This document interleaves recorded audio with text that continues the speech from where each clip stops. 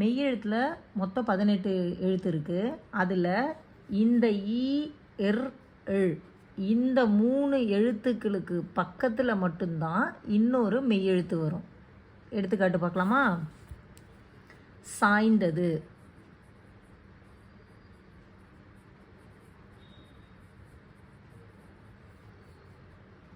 பார்த்தேன்,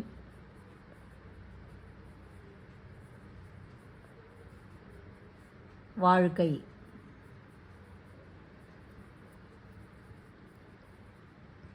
இப்போ இந்த 3 எடுத்துக்காட்டையும் பாரு.